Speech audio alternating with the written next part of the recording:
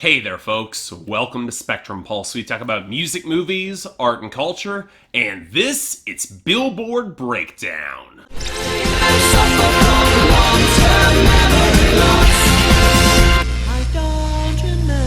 So, okay, maybe I'm just bad at predicting when things are going to shift in the Hot 100, because I've been saying for a few weeks now that the charts feel kind of precarious, on the cusp of something really shaking up that established order and status quo, and yet for another week it didn't happen, because outside of country rolling a couple new songs out for the season, very little actually happened in any real significant way. Not like I'm complaining, I like a shorter episode every once in a while, but there is a part of me that feels like the Hot 100 needs a good shakeup, and I prefer that actually happens before Taylor Swift drops Reputation and blows everything wide open and then never leaves. And nowhere is that wish stronger than with our top 10 right now. Yes, Bodak Yellow by Cardi B is still on top at number 1, but I'll say it again, the position is shaky, as it's only really dominant on YouTube. It's got strong support in streaming and sales, and radio is gaining, but I still think this song is vulnerable. But I think the bigger problem is that I'm not sure what the immediate challenger for it is. Rockstar by Post Malone featuring 21 Savage seems the most likely in its streaming and sales and its gains on YouTube, but radio, it's just not gaining fast enough, and the success feels even more precarious if those sales start to drop away. Granted, when your competition is Look What You Made Me Do by Taylor Swift, sometimes you take what you can get, but I wouldn't say outside of sales and YouTube that Taylor Swift is a serious competitor right now. Hell, that song already seemed to have peaked on the radio. Now, this opens things up for 1-800-273-8255 by Logic featuring Alessia Cara and Khalid at number 4, with more consistent streaming and YouTube. But you know what? That'll depend if the radio surge that it's received will compensate more for its weakening sales, or if it continues at all. And all this has handily pushed Despacito by Luis Fonsi, Daddy Yankee, and the remix with Bieber completely out of the picture. But it's still at number 5 thanks to the YouTube that just will not die. Hell, it's keeping it above Unforgettable by French Montana featuring Sway Lee, which spent the week wavering on the radio with streaming gains, just nothing close to the sales that it needs to get any higher. And this makes it vulnerable to the gains for Feel It Still by Portugal the Man, going up to number 7 on solid sales and airplay surging up all the harder. Sure, streaming isn't comparable, but it's kind of gaining there a little bit. It pushed over Believer by Imagine Dragons, pushed that down to number 8, but that's not all that surprising given that decent sales can only hold up so much for radio that's in freefall. And yet it held up over Rake It Up by Yo Gotti featuring Nicki Minaj at number 9, which might have slipped in position, but still has strong streaming and a bit of radio traction, so unfortunately, I don't see this going anywhere. And then, finally, cracking into the top 10,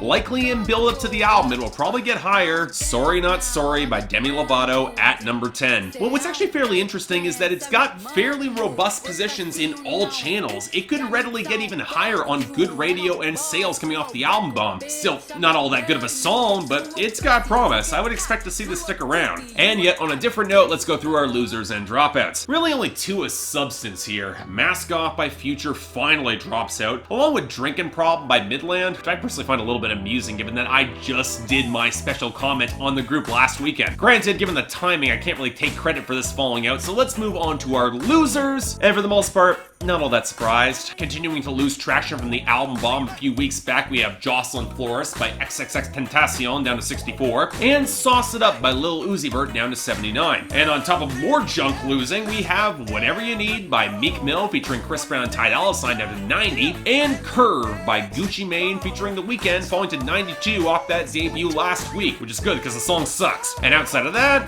well, Feels by Calvin Harris featuring Pharrell, Katy Perry, and Big Sean is down to 53 as it hits the end of its run. Don't feel bad, it's going to make the year-end list for 2017. And Back to You by Louis Tomlinson featuring BB Rexa and Digital Farm Animals continues to sputter out of energy at 88. This will probably not make the year-end list, judging the way it's going. But where things get a little bit more interesting comes in our returning entries and gains, mostly courtesy of acts that are having success in the top 10, having some of that cascade downwards. The most obvious is Post Malone, which along with his debut this week also got Go Flex back to number 100, likely thanks to Rockstar. And as I predicted last week, No Limit by G-Eazy featuring A$AP Rocky and Cardi B bounced up to 78, thanks at least partially to Bodak Yellow. Then we had Macklemore picking up a gain along with his debut this week, likely driven off the album dropping, with Glorious featuring Skylar Grey up to 49. Joy. But the larger sales story comes in Thunder by Imagine Dragons leaping up to 17 because somebody somewhere decided to include it in a commercial.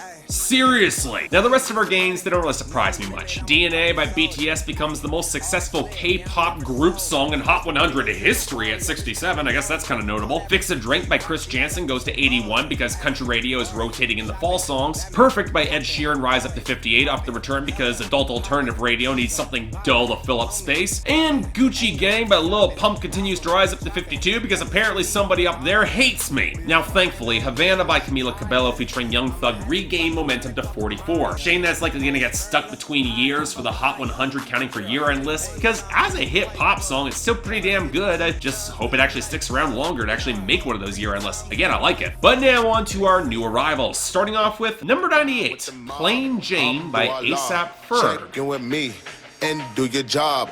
Ferg is the name. Ben Baller did the chain. Torno for the watch. Prezi Plain Jane, Yamagini chain, rest in peace to my superior. Hermes Linka feed a village in Liberia. TMZ taking pictures causing my hysteria. Mama see me on BT and start tearing up. So okay, while I didn't quite come down as hard on A$AP Ferg's sophomore project Always Strive and Prosper as many critics did, it certainly was a pivot towards territory and content that didn't really do him any favors compared with his breakthrough songs on Trap Lord. So there was inevitably going to be the expectation that he would pivot back towards the sound that brought him acclaim with the Still Striving mixtape, with this song being one of the few tracks from that tape that didn't have a featuring credit, and I'm not sure how much I can really say about the song. Sure, the flow is decent, and the thicker knot of the bass beat against the faded piano and glitchy layers on top, it is potent, it sounds good, but it's not like the content is all that interesting here, also because A$AP Ferg again cannot stay on topic, and some of his punchlines are just painful. How he can go from talking about his grandmother taking pills for her arthritis in one line to bragging about screwing your girl in the next line on the first verse, and then on the second verse talking about eating out Rihanna like a panini, and then making Jersey Shore references. Look, good production has saved A$AP Ferg plenty of times, and the beat he gets from Kirk Knight here, it is good, I like it. But at the same time, if anyone's expecting me to remember this song beyond some seriously whack lines, they're gonna be disappointed, because this is not all that good. Number 97, Round Here Buzz by Eric Church. Lit up like that one stoplight across a man welcome sign. Ever since you caught that out there, bud, I catch me around here, buzz.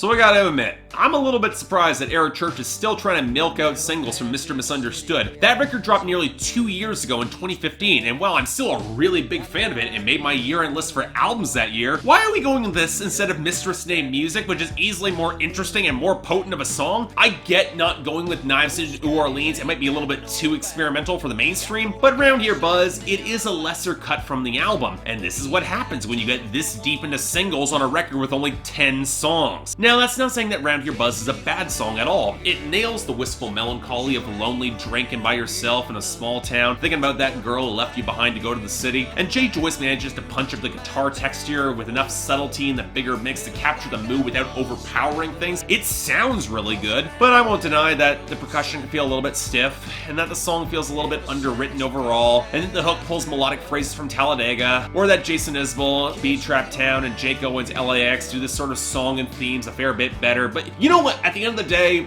it's damn good all the same. Eric Church delivered again. I'll take it. Number 95, Like I Loved You by Brett Young. Till I forget to call every time that I'm drinking, and you ain't the love song I can't keep from singing. I gotta be honest, you really believe that's the truth. You never loved me like I loved you.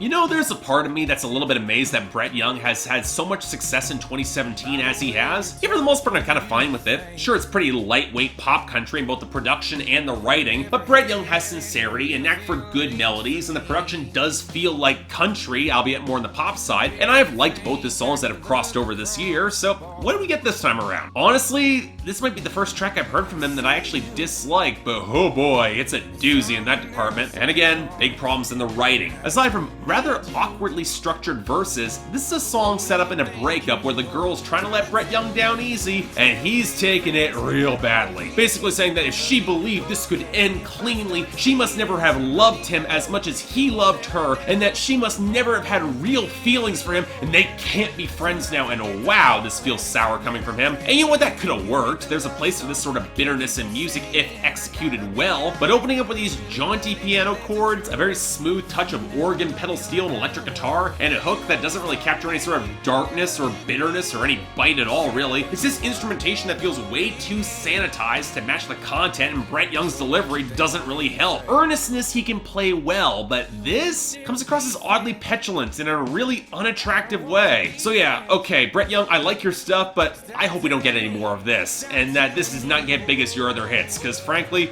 you don't deserve that. Number 94, Losing Sleep by Chris Young. When it comes to us, every single touch is something special. When we're wrapped up in those sheets, yeah, we're winning, we're losing, when we're losing sleep.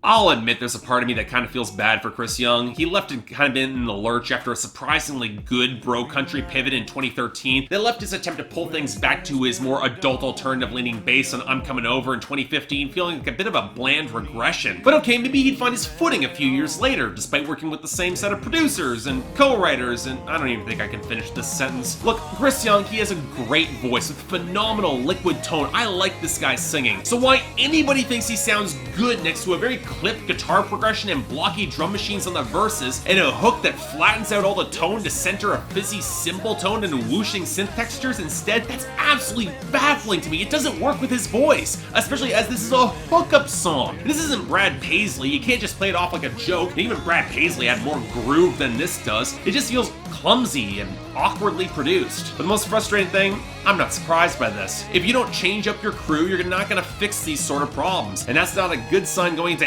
any album of this, with this being the lead-off single on the way, which, on the basis of this, I got no interest in covering that album. Sorry. Number 70, Good Old Days by Macklemore featuring Kesha. Someday these will be the good old days, all the love you won't forget, and all these reckless nights you won't regret.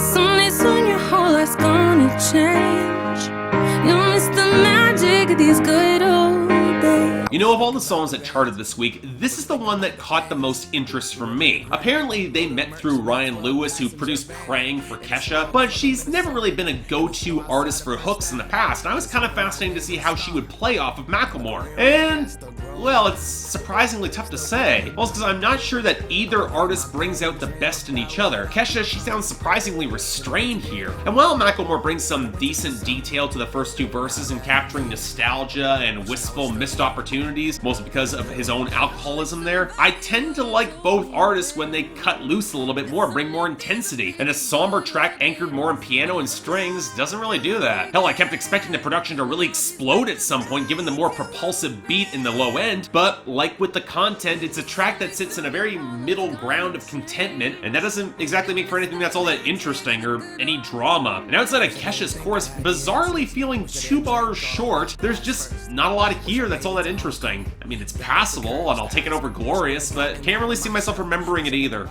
Just saying. And finally, number 65, I Fall Apart by Post Malone. Didn't know before. Surprised when you call me up. Hardest damn jewelry I bought. You was my shorty I thought. Oh boy, I was dreading this. It's what happens when an artist has a big top 5 single. Other tracks on the verge of crossing over suddenly get a boost whether or not they're good. And I Fall Apart, it falls into the not good category. Who told Post Malone that he should try pulling off a really bad Weeknd impression? His desaturated rattles a guitar where the texture is immediately drained back for the hook, where we get the sandy blubber of bass knocking us faint chiptune squeals. I mean, Alangelo, definitely it's not at his best. And then you have the content where Post Malone is in post-breakup mode and somehow coming off even worse than Brett Young ranting against this devil in the form of a whore who he still thought was his shorty. Oh, so romantic. But that sort of thing gets distracting when every other line he's mentioning foreign cars and all the jewelry he bought. And even if he no longer cares about that stuff in the face of the breakup, it almost seems like he's more torn up about all the chains that he's bought than the heartbreak here. But here's the bigger question. Who wants to hear Post Malone make this sort of song? His success has been anchored in empty party tracks, not angst that feels both overplayed and underdeveloped. And when you couple it with vocals that try to warble this badly, okay, yeah, I was gonna give Worst of the Week to Brett Young, but Post Malone swooped in to snatch that crown. And as for the best, it's pretty slim pickings overall, but Round Here Buzz by Eric Church really is the standout. Next week, I would put money on Miley and Demi Lovato making a real impact here, or maybe even Shania Twain if the comeback album makes any sort of real splash, but we'll see what happens. Till then, I'm Mark, you're watching Billboard Breakdown on Spectrum Pulse.